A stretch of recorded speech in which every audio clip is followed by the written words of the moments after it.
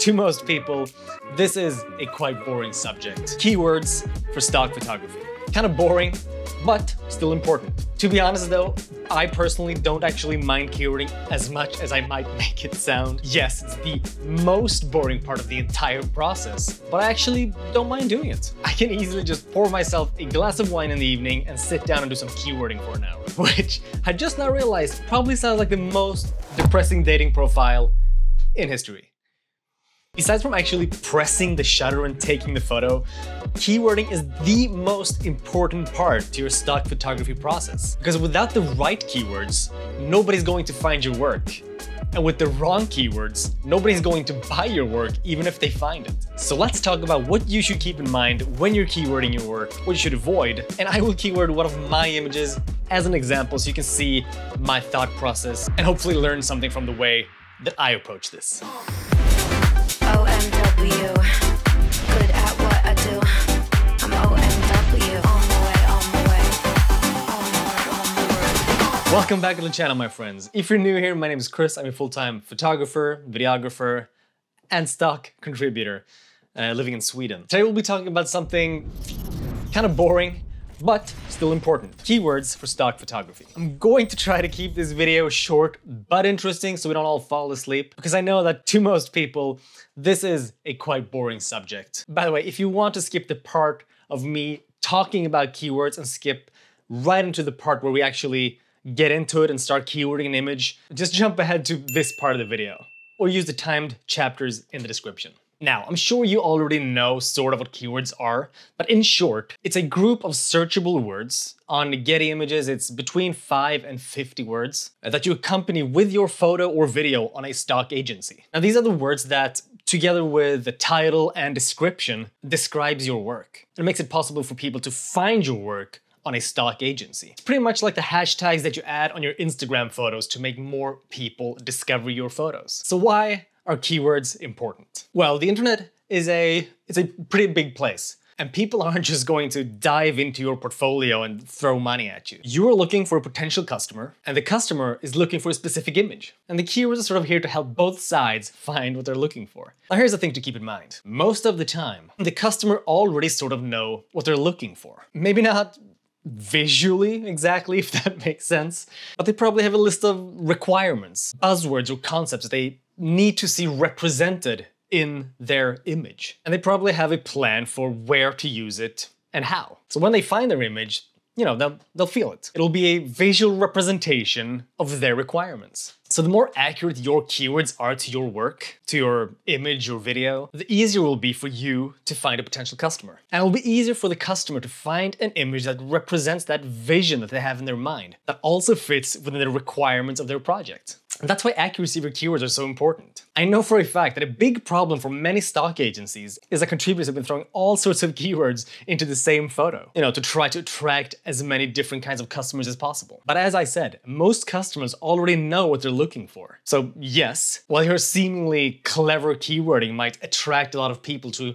find your image, they're not going to buy it, because they will clearly see that it wasn't actually what they were looking for. And if someone buys your photo with misleading keywords, that can lead to a lot of bad things. Imagine, for example, a city making an ad to get more tourists to their city. And they buy some nice stock images that is tagged with that city name. But then later it's revealed that that image is actually from a different city.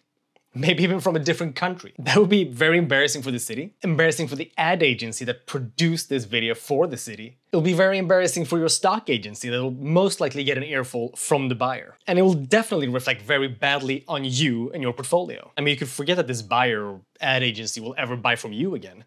You're not trustworthy. Your stock agency will probably even delete the photo from their site because they don't want this to happen again. It has actually happened to me on many occasions that buyers email me directly or through Getty Images customer service to ask me if the location of a certain image or video is actually correct. It's that important to them. So be honest. Don't try to fool your potential customers. Help them find the right image instead. No cash grabs or spammy keywords. It will only reflect badly on you in the end. But with that said, let's jump over to the computer and I will walk you through what I like to keep in mind when I'm keywording my content. Now, since I'm an iStock and Getty exclusive contributor, I'll be doing my keywording on their site, on their system. But the layout of the site isn't important here. We're talking about what to think and what to write. So this will easily translate to any other stock agency that you may be a part of. All right, so as you can see, I do have a couple of images right here prepared for you. I was actually expecting to have the whole batch ready, but I had forgotten to edit them. So right before this, I just threw some basic adjustments on these images, so I'd at least have something to show you. And this is from a shoot that I did last week or 2 weeks ago with a friend of mine, and he is actually a musician. That's why he looks so pro. It's always good to ask yourself a couple of questions when you're starting out with your keywords. Much like the video on my channel about how to get more videos from every stock shoot. Who, what, why, and how. Link up here if you haven't seen it. But we might want to do some adjustments and ask ourselves where instead of why, for example. I'll just start keywording this one image for now. So let's just start with that one. Where are we? Well, starting broadly, we're in Sweden. As you can see, Getty actually has a section for this. And this section is made to show where the content was produced. So this is always added for context. I'm not going to add a city name because we're indoors and we don't really see which city we're in, so it really doesn't matter. It's just unnecessary information at this point. But, as I said, we are indoors. We're inside an apartment. More specifically, we're in the living room. Now, who we're looking at? Well, he's male. He's 30 to 35. He's a musician. Let's move on to what? What is happening in the scene? I'd say he's playing, right? He's concentrating. Concentration, sure. He's sitting. More specifically, he's playing the guitar, so I'll just start adding guitar. When we're done asking ourselves about what and where and so on, let's think about if there are any particular concepts or emotions that sort of describes this scene or this moment. So for this one particularly, I think that creativity comes to mind. I'm kind of getting a feeling of solitude.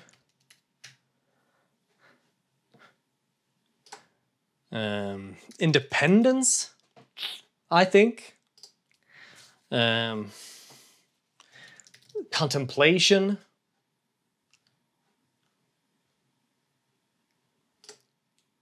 I mean, what is this image about? Like, words that describe the feeling of the image. After I feel like I'm done with these sort of conceptual keywords, I would probably move on to with anything else that might stick out in this image. To me, the green colors in this image really pop. It's the green wall, the green plant, the green chair. So I'm going to add green as a keyword. I think the hat really stands out. I even think that the laptop is a pretty big part of this scene. So I'll add laptop, maybe wireless tech. Do be careful with this part because you don't want to add a keyword for every single item that you see in the image. Only if it's prominent enough and sort of a part of the general story. Another good question to ask yourself is, if I'm the customer looking for an image of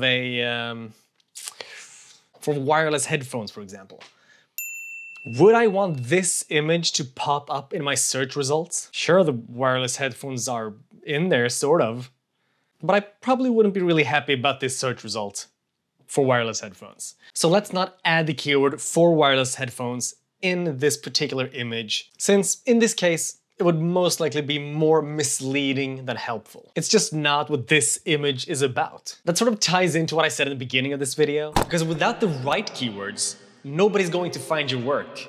And with the wrong keywords, nobody's going to buy your work even if they find it. Because that keyword that they search for, that is really important to them, is just not prominent enough in this image. So it's equally important to find the right keywords as it is eliminating the wrong ones. Less and more accurate keywords are a lot better than lots of keywords without any real purpose. Overall, I'm feeling pretty happy about my keywords.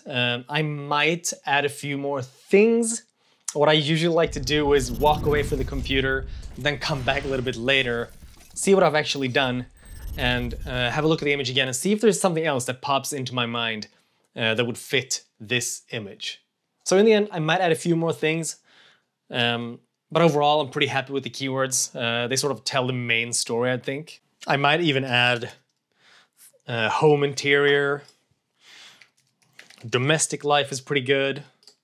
I'm also thinking weekend activities, right? That's what I'm feeling. I'm feeling a little bit weekend activities. Anyway, when the keywords are done, all you have to do is write a title. I like to keep it short but descriptive. Musician playing the guitar at home. Maybe something like that. The description I might make slightly more detailed. So, a musician playing his guitar in the living room. He is sitting on the sofa with notepads and a laptop in front of him. Something like that, maybe. And with that, I think that concludes my keywording example. I think I covered the most important parts of my process. But if you do have any questions about keywords, about the keywording process, please feel free to comment with your question below, and I'll happily go through and answer any questions that you have, or maybe respond with a follow-up video if needed and wanted. All right, now I think this video has been going on way longer than I expected, so I'll just wrap it up right here. If you do want more videos on stock photography and videography, I've got a whole playlist on my channel devoted to making money with stock photography, so go check that out. The link is up here. And if you found this video useful in any way, please feel free to give it a like. It's the very best way to help my channel grow, and it shows me what type of content you enjoy and want to watch more of. Thank you again for watching. Take care of yourself, and I'll see you in the next video. Bye. Yes, it's the most boring part of the entire process, but pen.